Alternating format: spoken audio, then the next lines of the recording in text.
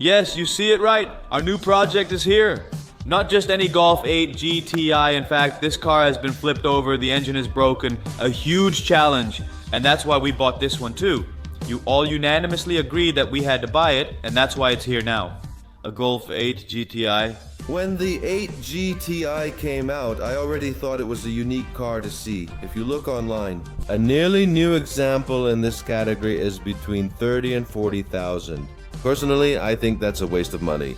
When we came across these cars at a car damage dealer, our hands immediately started to itch. Not only because the damage was unusually strange, but also because the engine had broken down. That's what a damage company told us, and we'll investigate it in this episode. And we're super excited to start this project. Thank you! We're going to start it right away just to see if it starts. Calm down! Stay a little longer. I've never had such new keys in my hands before. Man. Are you off the handbrake? Now it's off.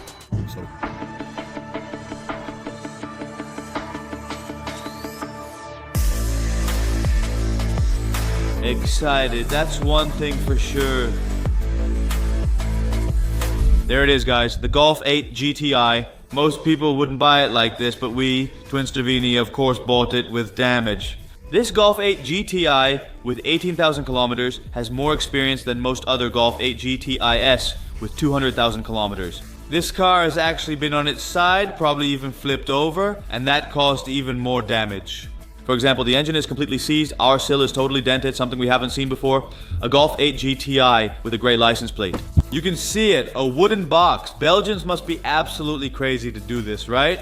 He could also use a new mirror. This Golf is from 2022, has 18,000 kilometers on the clock, and has most of the options. Think of things like a head-up display, steering wheel heating, seat cooling, and seat heating. And as you can see, it's also brand new on the inside, but on the outside, it could really use a good makeover. As you can see, we've had the car thoroughly wrapped, because we know from previous projects. Did you know the modules and headlights are very expensive? During transport and rainy weather, we want to keep moisture out of the headlights.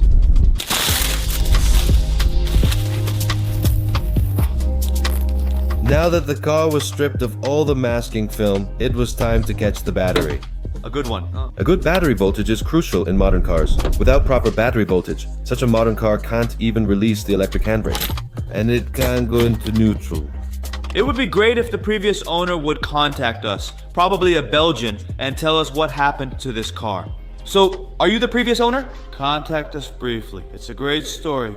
Alright, I do hear all kinds of sounds. We've never had such a new car before. It's the first time for us too. The experience, you know. Wow. Well, I can already see Harman Kardon. Yeah, they didn't skimp on the options. Wow. Do this one too. No, we're not doing that. Yeah, neutral. Now. With the car in neutral, it was time to bring it inside. Unfortunately, we have quite a big threshold, and it's quite a challenge to get the car inside.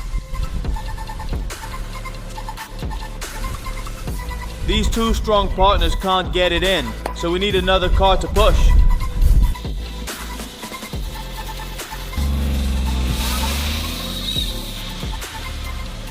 We know that the engine of this car isn't good. We were told that by the salvage company where we bought it. No pyro fuse has gone off, and that means the engine didn't shut off during the accident. Because if the engine is tilted and the oil snorkel is then in the air, it can never suck up oil. And that can have catastrophic consequences for our engine. We know that this car has been to the repair shop after the accident. They started it, and the car ran for about half an hour before stalling and refusing to start again. That raises many questions for us, and the only solution is to investigate. We'll start. Of course, we start by removing the spark plugs first, because without spark plugs, you can turn the engine block more easily, since it doesn't create compression. After this, of course, we lifted the car and removed the underbody plate. And now we can finally see if the engine turns over or not. If the engine doesn't turn over, we've got quite a job on our hands. So we're really curious.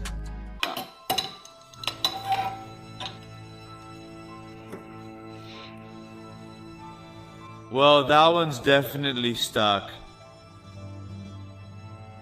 Yeah, I'm going to remove the starter motor. If the starter motor is blocking the flywheel, then the engine really won't turn. This video briefly explains how a starter motor works. The pinion that slides out of the starter motor drives the flywheel, and this starts the engine. Our idea is that if the pinion stays out, because of the flywheel, it will remain blocked.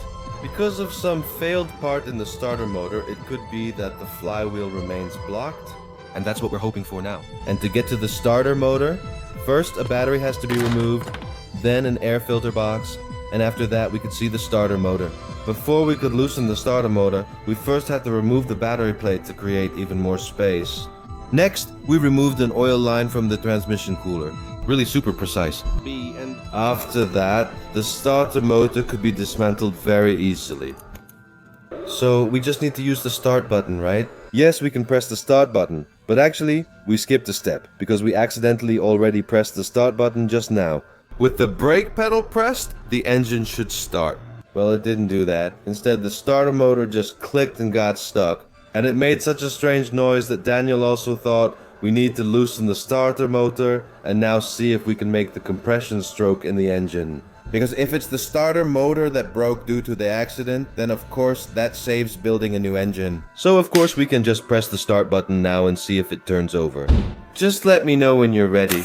Yeah, it worked. It came out. So the good news is that the starter motor is fine. It also sounds healthy. We're still gonna try turning it by hand one more time. Honestly, I just think the engine is really broken. They told us when we bought the car that the engine was seized and wouldn't turn. And we're actually still secretly hoping for something. Like with that Ferrari project, when we bought it, they also said the engine was broken. It needed a full overhaul. Turns out it was just overdue maintenance. We're hoping that's the case here too. Just hearing the story alone, that the engine ran dry, and we're still trying to bring that thing back to life. Yeah, what are we actually doing, right? I would say... You're losing it now, you know? Why are you losing it? The Nerk, when it builds, sometimes you need to sound like that too. I just start that engine, you know? Yeah, start your engine? Yeah. I just turn the pulleys.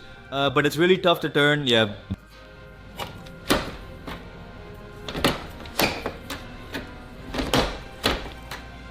It still turns, I don't get it anymore. Hold on. Seriously, how is this possible? How crazy is this?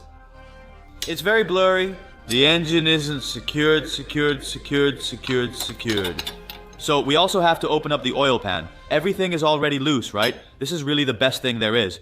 Guys, making a diagnosis and facing surprises. One thing is certain, they haven't opened the oil filter. Because then you would clearly see traces of fingerprints on the cap and these considerable residues. Well, there's quite a lot of battery in there, right? Do you think so? I'm curious, you know? If he really did run that engine for half an hour and the bearings are broken, then that's the first thing you'd notice, right? Here in the oil filter, flakes, copper particles. Alright guys, we've opened the oil filter. Oh my god. Look at the inside of the oil cap. But now that we see this... this isn't normal. Flaky particles, copper particles. We're officially done with the engine. No more diagnostics needed. It's clear what's happening. Now the question is, what are we going to do? Rebuild it, or are we going to buy a used engine and just put it in here? Start it up and get going, that's what we're going to figure out. Based on a cost estimate, of course. Calculation? Yeah. Now that we've actually determined that the bearings are completely done, I just think it would be fun to open up the bottom of the engine. And then just take a look there. But this says enough. We know this. We've experienced this with the Lambo. We've been through this. We just know how bad this is. Really painful moment, guys.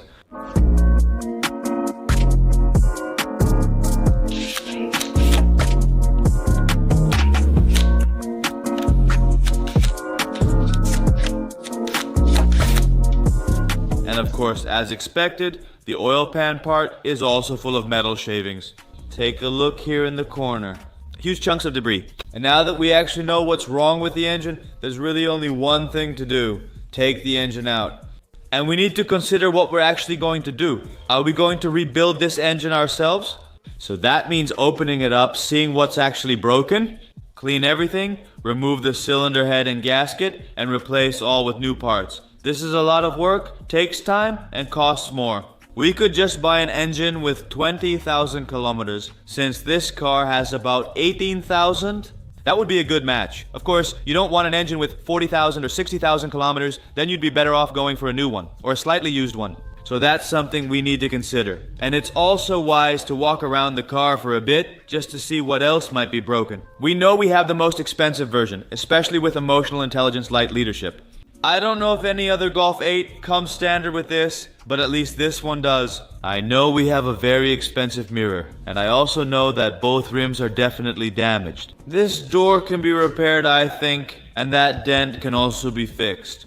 We have Emotional Intelligence Light here again, since it's the most luxurious taillight available for the Golf 8 in my opinion, with dynamic stripes in it. Other than that, the rear bumper is super cool, the trunk lid is super cool, no holes in it on the other hand, which I'm really happy about. In Belgium, they know how to handle those kinds of things by sticking license plates on instead of drilling. I like this much better. Of course, this side is damaged again too. We need a door. We need a window for the other side. Before ending the episode, we're curious about the meaning of a gray Belgian license plate. There's no back seat in it. It comes with one, we got it with the car, but there's a wooden box inside. For all we know, they've removed all sorts of things from it without knowing anything about it. And we're just curious if we can even make it original again at all. I hope they haven't cut anything, but you never know. Can you imagine that people just drive this for business because they want to drive a Golf 8 Grand Touring but just for business purposes? Parts are always good. Look here, that headrest is even completely original. No one has ever rubbed their head against it, or maybe they had lice. And now, of course, it was time to dismantle the wooden box. They made it quite difficult for the rider to dismantle the wooden box. That's how the wooden plate was attached, so with 6 rivets that first had to be drilled out. After that, of course, the wooden box was leaning. The box was attached to 2 brackets, which were fastened with brake bolts. After we knocked those brake bolts loose, the brackets could be dismantled. Now that the box and all its accessories have been removed, should we put the back seat back in so it won't be a gray license plate GTI? Let's go. Daintje? Yes, alone. So we are indeed missing the seatbelt buckles that go at the bottom, and 2 seatbelts for the left and right. The middle seatbelt is actually in the seat itself, so that's a bit unfortunate. We'll have to look for those. But for now, we're just going to install the seat, and then that's complete. That way it can't get damaged anymore either.